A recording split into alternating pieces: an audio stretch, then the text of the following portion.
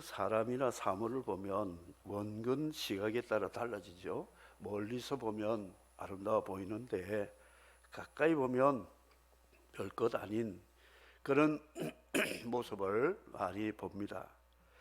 아람 나라의 나아만이라는 군대 장관이 이 사람이 훈장과 계급장 빛과 번쩍하게 입고 다닐 때는 모든 사람이 그 사람 앞에 경례를 하고 머리를 숙이고 존경하고 그런 사람인데, 집에 돌아와서 옷을 벗으면 온몸에 나병으로 인해서 추한 모습, 문드러진 그런 자신의 몰골을 보게 됩니다. 그런데 또 내일 출근을 하게 되면 또 군복을 입고 화려한 모습으로 향수도 칙칙 뿌리고 그렇게 나가는 모습이 누구냐?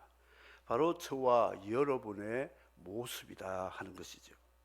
멀리서 보면 예뻐 보이는데 가까이 가보면 이 여러 가지 몸에 문제들이 많습니다.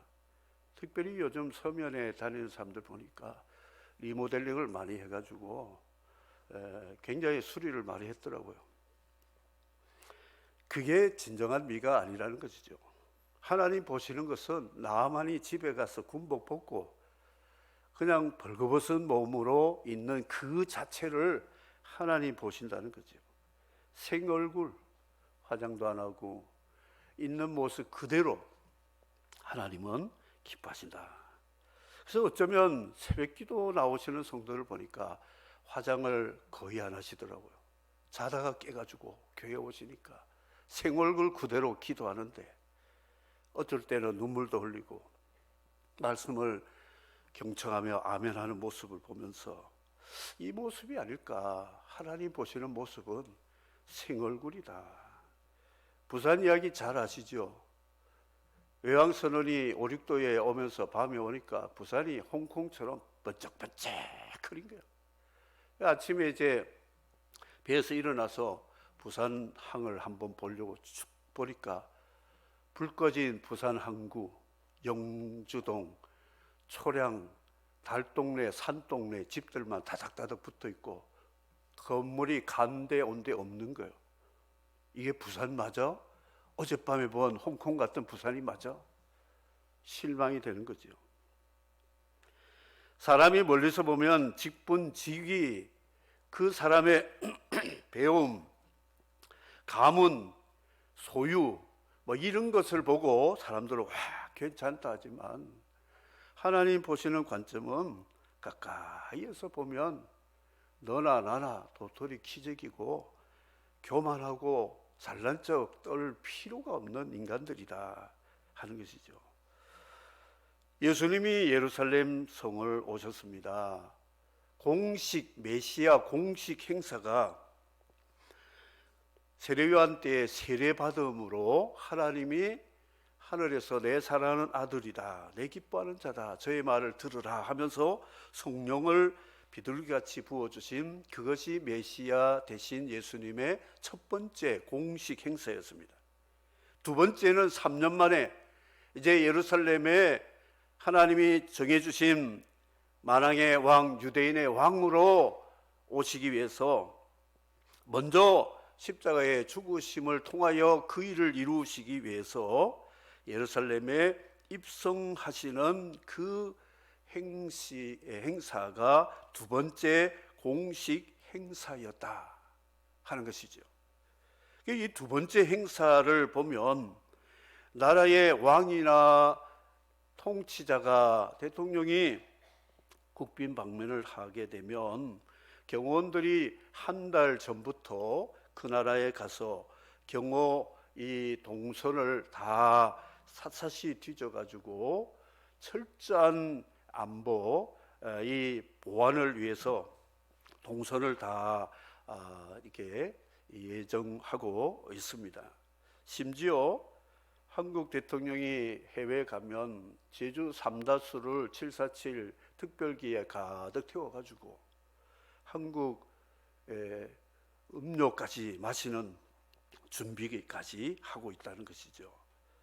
그리고 그 입국했을 때의 환영 행사 대단합니다. 레드카펫에다가 군악대 연주에다가 산부 요인들 또 아이들까지 와서 국기를 흔들어주고 난리 법석을 떨고 그렇게 합니다. 생방송 뉴스로 대단한 사람이 온 것으로 이렇게 환영을 합니다. 그런데 유대인의 왕이요 만왕의 왕이신 예수님이 예루살렘 방문을 하셨을 때 나귀 새끼를 타고 오셨다 그랬습니다. 이 남미에 보니까 그 국력은 이제 그 차를 통해서 나타나더라고요. 아주 국력이 대단한 나라 대사들은 리무진 타고 다니는데 아프리카나 중미의 작은 나라 대사들은 그래도 괜찮은 대사들은 소나타고 지나 탄다 그러는 소나타 타고 다니더라. 그보다 못한 사람들도 엘란트라 타고 대사 변호를 타고 다닌다는 것이죠. 우리 한국 사람 입장에 보시면 저 사람이 무슨 저런 차 타고 대사야 이렇게 생각하죠. 근데 그분은 그 나라에서도 그래도 대단한 사람이라는 것이죠. 이 사람들은 그런 걸 가지고 자꾸 따지고 하는데 예수님 오시는 것은 소나타가 아니라 티코 같은 거예요. 모닝 같은 차. 나귀 새끼니까 이 나귀 새끼를 타고 들어가시는 모습을 보고 예루살렘의 고위층의 사람들, 정치, 종교, 경제, 군사 이런 지도급의 사람들은 팔짱 끼고 보는 거예요. 저 사람이 뭐 다윗의 후손이라면서 다윗 왕국, 솔로몬 왕국을 다시 회복하러 오는 왕이래. 왕. 저 사람 나사렛 시골뜨기 아니냐?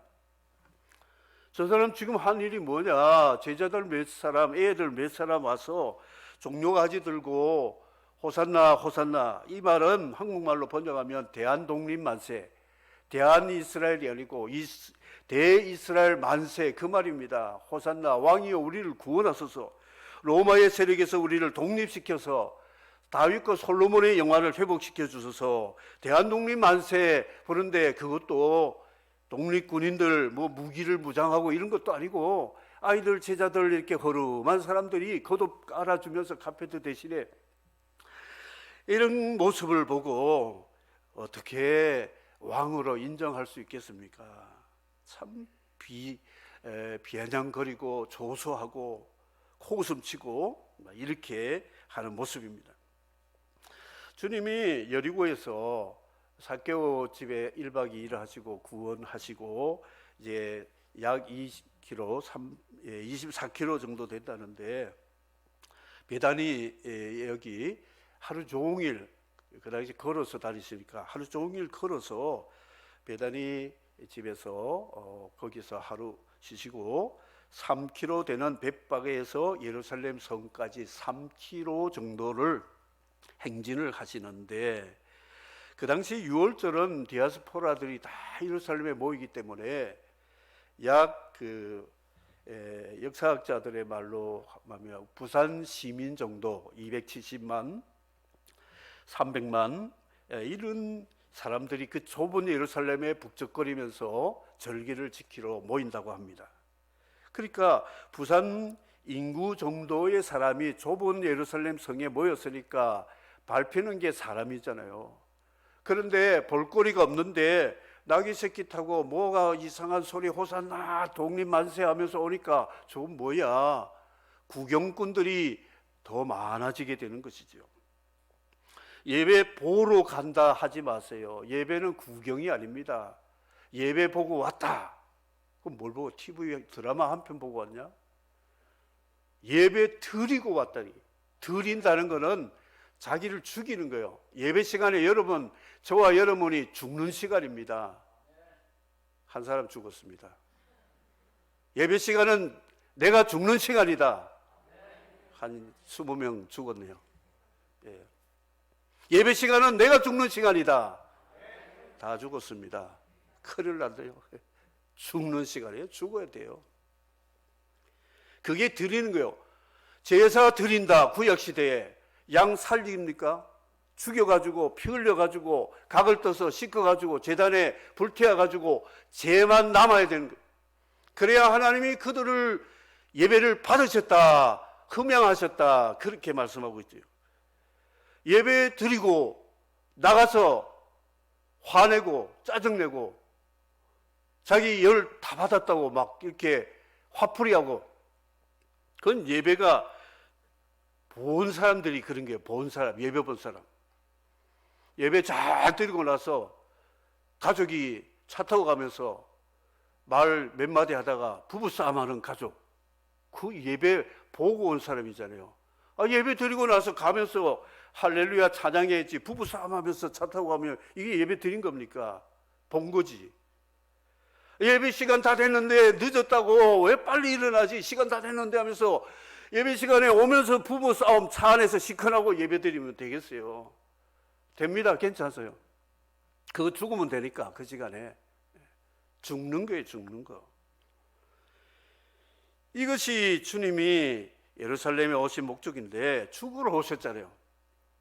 죽으러 오시는데 성을 한 바퀴 쭉 돌아보시니까 눈물밖에 안 나시는 거예요. 주님이 어떻게 하나님이 임재해 계시는 평화의 도성이 이 모양 이 꼴이 되었느냐. 주님이 예루살렘 건너편에서 보시면서 눈물을 흘리시더라. 예수께서 가까이 오사 성을 보시고 우시며 그랬습니다. 우리 예수님이 대한민국에 한번 오셔야 될 것 같아요. 대한민국의 수도 예루살렘 같은 수도 서울을 한 바퀴 좀 돌아보시면 예수님이 웃으신 게 아니고 우실 일이 많으실 것 같아요. 대한민국의 죄가 아마 전 세계에서 탑일 겁니다.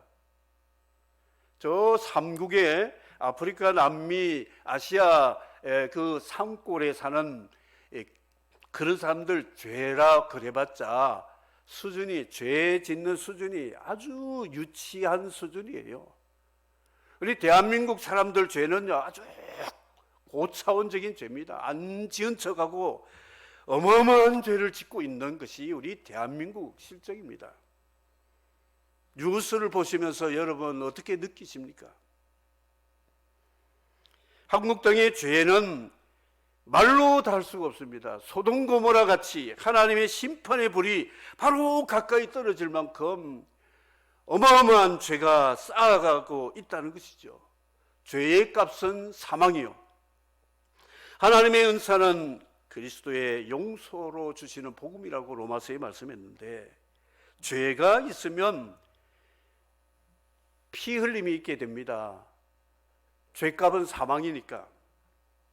그래서 죄가 있는 곳에는 싸움, 분쟁, 전쟁, 분열, 다툼이 있게 된다. 미얀마 그 권력자들의 사악함을 봅니다. 아무 죄 없는 소녀, 소년, 주부, 학생들 무자비하게 자기 국민을 그렇게 학살하는, 조준 사격하는 그런 모습을 보면서 인간의 이 탐욕은 말로 달 수가 없다. 그 사람 내려왔다고 해서 평생 먹고 살 사람인데 얼마나 먹고 살려고 없는 연약한 시민들을 총질을 하고 죽이는 모습. 우리에게도 그런 일이 있었던 사건이죠. 1차 대전은 400조 전쟁 비용이 들었습니다. 우리나라 예산이 500조 가까이 되고 있습니다. 그런데 1년 우리나라 예산 한 푼도 쓰지 않는 그 예산이 1차 세계대전 때 사용되었습니다. 2차 세계대전은 5천조, 10배가 뻥튀기 되어가지고 이 10배 전쟁 비용을 사용하게 되었습니다. 그러면 2차 대전 때의 비용은 우리나라가 10년 동안 한 푼도 예산을 쓰지 않고 가만히 있어야 그 돈이 해결이 되는 것이 전쟁 비용이었다. 이거는 실제 전쟁 비용만 그렇죠. 전쟁하러 갈 때에 군사들이 이 사람을 죽이는 살생하는 그 두려움 때문에 전투 현장에 가는 군인들 마약, 헤로인 다 주사를 맞고 마약에 취해가지고 제정신 아니게 쏘아서 사람을 죽인다고 합니다. 그리고 전쟁 끝나고 돌아오면 그 마약에 중독이 되어서 마약 트라우마 치료를 위해서 마약 성분이 있는 그 약을 그 군 전투 현장에 갔던 사람들 다 몰핀 각성제를 이제 주사를 놓고 하는데 그 약값도 천문학적이랍니다. 그건 전쟁 비용에 들어가지도 않고요. 그리고 천하보다 귀한 생명 죽은 거는 그건 또 제쳐놓고라도 그에서 만든 건물들, 경제 모든 것을 파괴시켜 잿더미 만들었다는 것은 이게 5천조가 아닙니다. 이게 몇 배를 말할 수 있어요. 우리나라 6.25 전쟁 비용이 얼마인 줄 아세요? 1년 예산입니다. 400조. 그러면 통일 비용은 얼마나 드느냐? 5천조가 든대요. 우리나라 10년 동안 한 푼 쓰지 않아야 통일 비용이 되는 겁니다. 전쟁 비용이 이렇게 쓰지요. 통일 비용도 또 써야지요. 사람들은 진짜 바보예요. 고등동물이 진짜 바보입니다. 뼈가 빠지도록 돈을 벌어가지고 죽어라 하고 싸워가지고 다 탕진해버리는 것이 이 지구상의 인간의 역사가 바로 전쟁사입니다. 전쟁사. 교회들 많이 싸우더라고요. 싸우면 누가 덕보냐? 이단이 덕봐요. 예배당 건물 때문에 재판하다가 넘겨주면 이단들이 덥석 먹어가지고 싸게 사먹죠. 교인들 분리돼가지고 다 싸우고 흩어지고 마귀 좋아하는 일을 하는 거죠. 회사 싸워보세요. 회사 제대로 되는가? 싸우면 안 되는 겁니다. 예수님이 예루살렘을 보니까 이 헤롯 가문의 죄악은 그 암투 권력, 자기 권력을 위해서 마누라 죽이고 형제 죽이고 아들 죽이는 사람들이 헤롯 가정이에요. 그런데 바른 소리 하는 선지자 파리 목숨, 세례요한 목 빼라, 야고보 목을 베고 이 순교자들을 만드는 그런 예루살렘 모습을 보면서 주님은 눈물을 흘리셨다 기록하고 있습니다. 여러분, 우리가 주님이 오신 이 종료주의를 기념하는데 주님이 오신 것은 영광받고 환영받고 서울로 상경하는 사람들은 무작정 상경해서 성공을 꿈을 꾸면서 올라가는데 주님이 상경하시는 것은 죽으러 가시는 거예요. 죽으러. 그래서 보시면서 이런 말씀하셨어요. 너희 성이 평화에 관한 일을 알았더라면 좋을 뻔하였다. 그러나 네 눈에 지금은 가리우고 숨겨졌구나 하면서 주님이 눈물을 흘리셨다 말씀합니다. 우리가 죄를 짓고 나서 하나님이 내린 징벌이 뭐냐면 우리 몸 안에 있는 액체를 다 쏟아버리게 하신 것이 징벌입니다. 그래서 첫 번째 액체가 뭐냐? 땀을 흘려야 먹고 살리라. 땀을 흘리게 되어 있습니다. 그리고 죄의 결과로 우리에게 오는 아픔, 슬픔, 고통, 서러움, 이 눈물을 많이 흘리게 되어 있죠.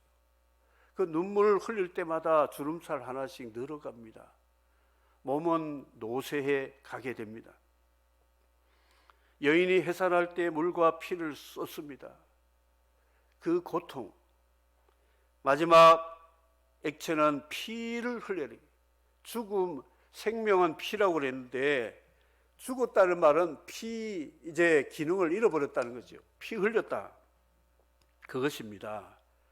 그래서 주님은 예루살렘에 오신 목적은 그 당시에 그 사람들만 구원한 것이 아니라 이 지구상에 하나님의 생명으로 태어난 피조물 모든 인간을 구원하시려고 예수님이 예루살렘에 오셨다. 대속의 죽음을 위해서 오셨다 하는 것이죠. 그래서 주님이 우리를 살리기 위해서 내가 죽어야 되겠구나. 그래서 오셨잖아요. 그래서 예수님이 흘리신 것 보시죠. 얼마나 많은 것을 흘리셨는지. 주님이 눈물을 흘리셨죠. 누가복음 22장 44절에 보면 주님이 흘린 것이 또 있습니다. 뭘 흘리셨느냐? 같이 한번 다 읽겠습니다. 시작. 예수께서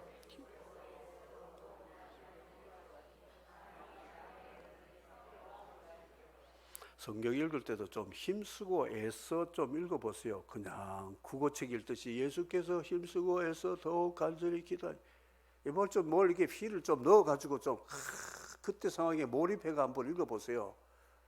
그냥 형식적으로 설교자가 한번 읽어보세요 하니까 그냥 주르 읽지 마시고 한번 읽어봅시다. 시작. 예수께서 힘쓰고 애써 더욱 간절히 기도하신 땀이 땅에 떨어지는 핏방울 같이 되더라. 19장 41절에 눈물 흘렸죠.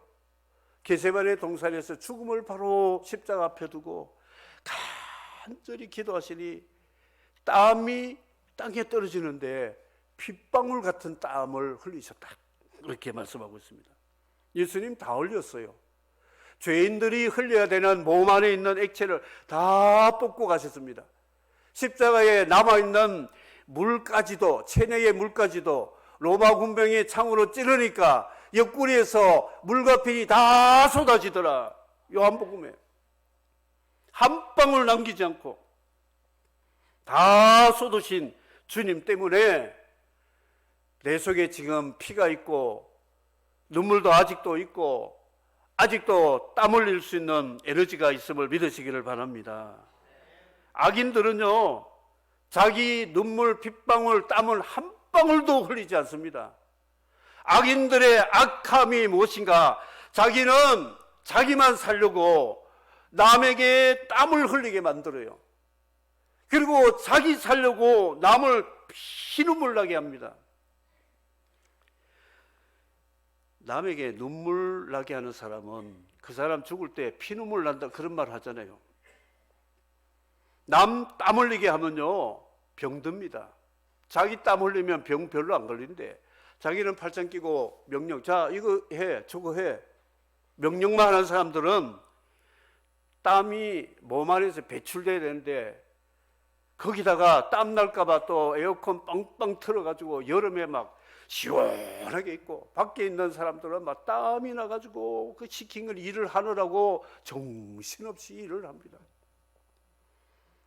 그리고 남 시체 위에 밟고 가야 자기가 사니까 전우의 시체를 밟고 가야 산다 생각하니까 어떻게 하든지 남을 죽여가지고 그 자리에 올라가야 자기가 탑으로 올라갈 수 있다 생각하니까 경쟁, 다툼.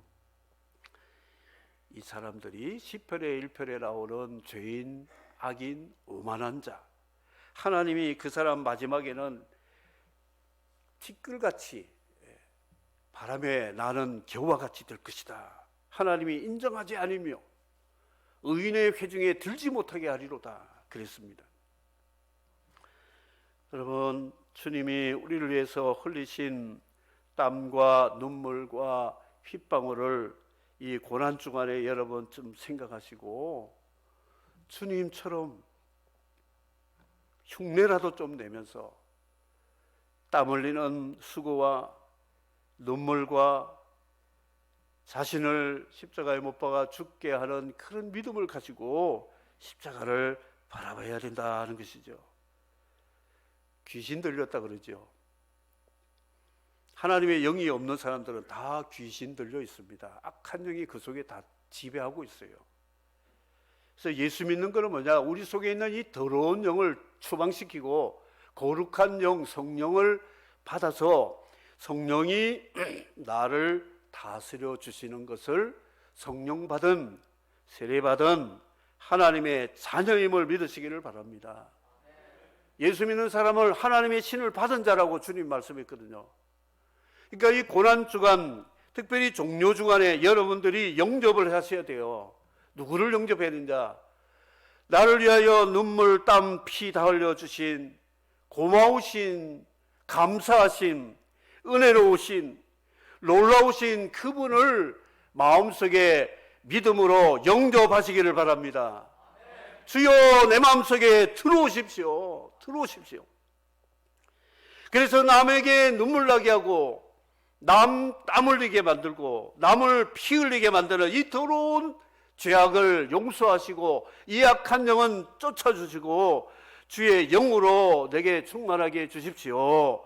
기도하시기를 주의 이름으로 축복합니다.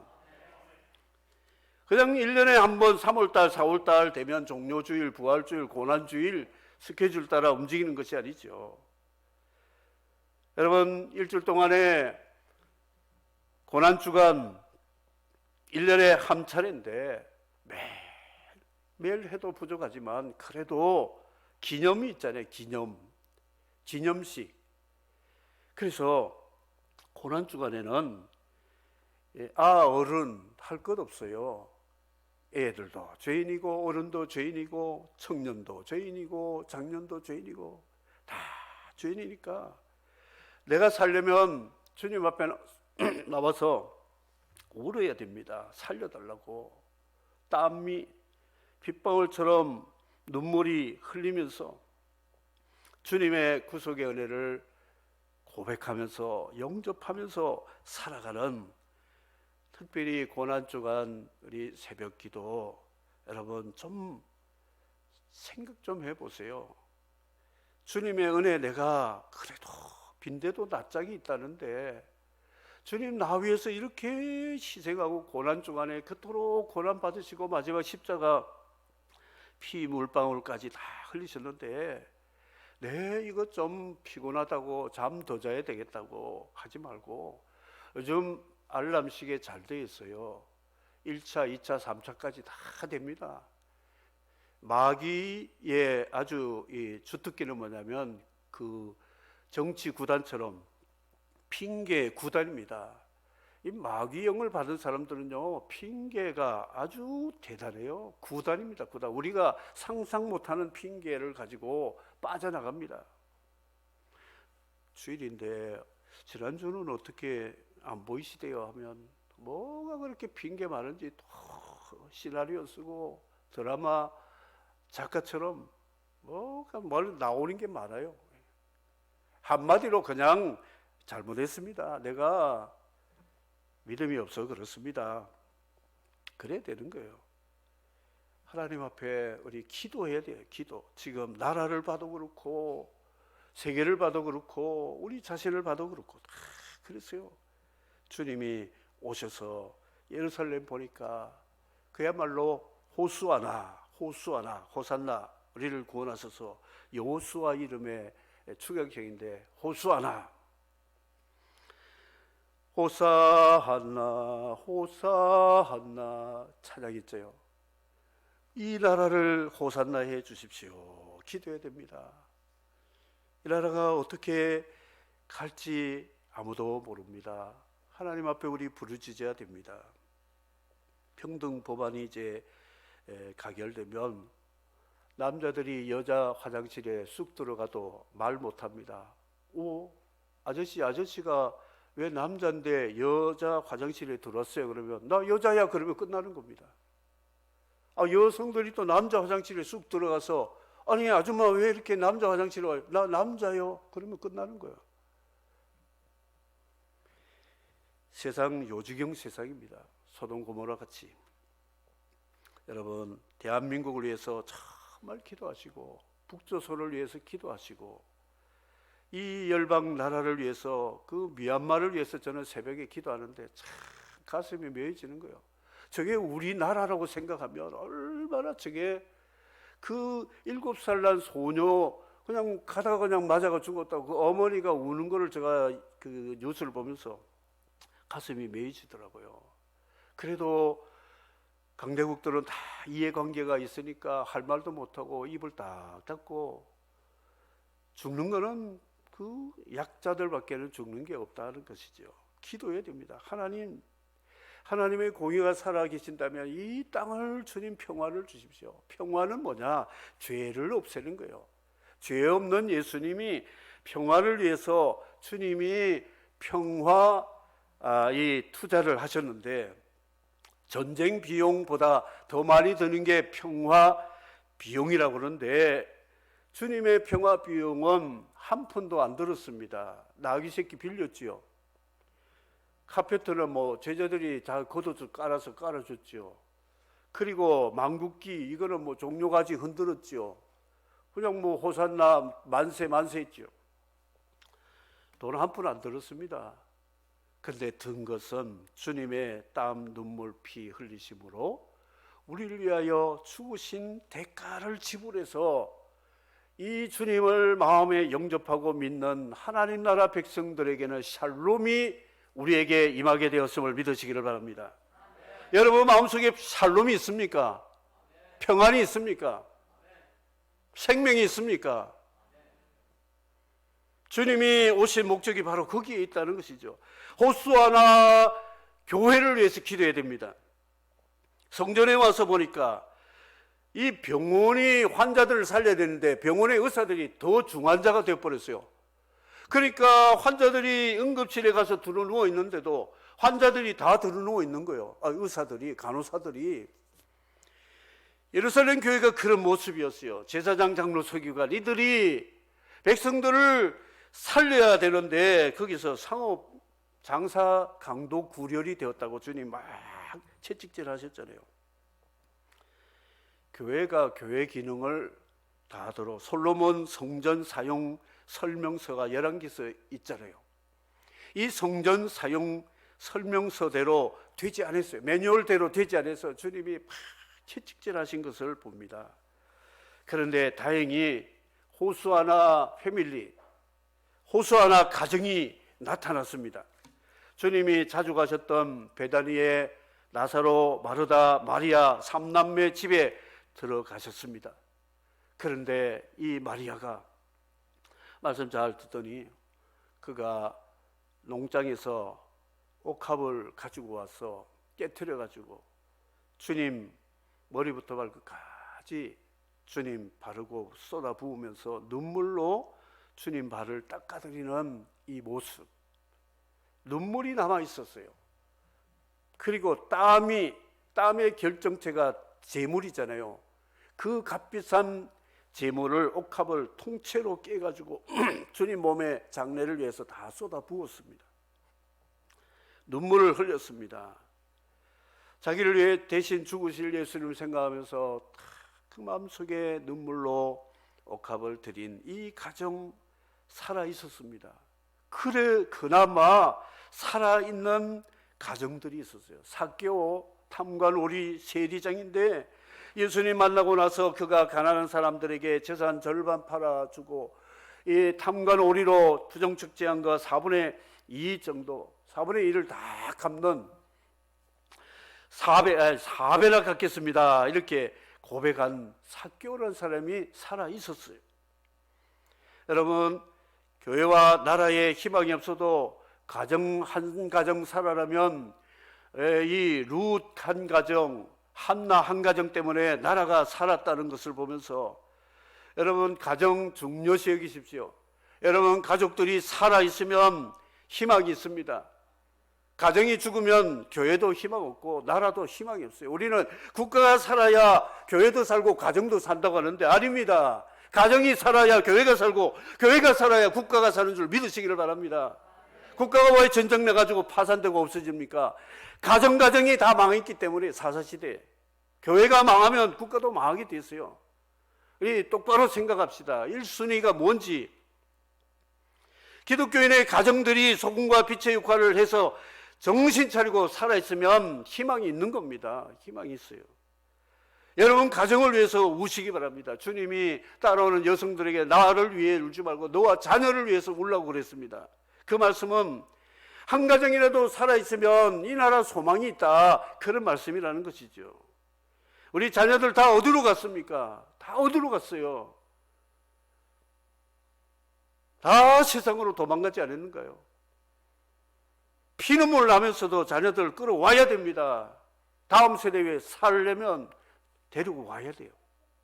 살려야 됩니다. 이것밖에는 소망이 없습니다. 예수님 모시고 나니까 찬송파 있고 소동파가 나누어졌어요. 찬송하며 따라하는 사람도 있고, 구경하면서 괜히 웅성웅성거리면서 밀려다니는 그 무리들, 소동파들이 있었습니다. 그러나 주님은 이 십자가의 죽으심으로 이 주님을 나의 구주로 영접하는 사람은, 그 가정은, 그 교회는, 그 나라와 민족은 샬롬이 있고 평화가 있고 생명이 있음을 믿으시기를 바랍니다. 이 코로나 때, 어려울 때 여러분들이 이 시간에 나와 예배 드린다는 것은 참 감사해야 됩니다.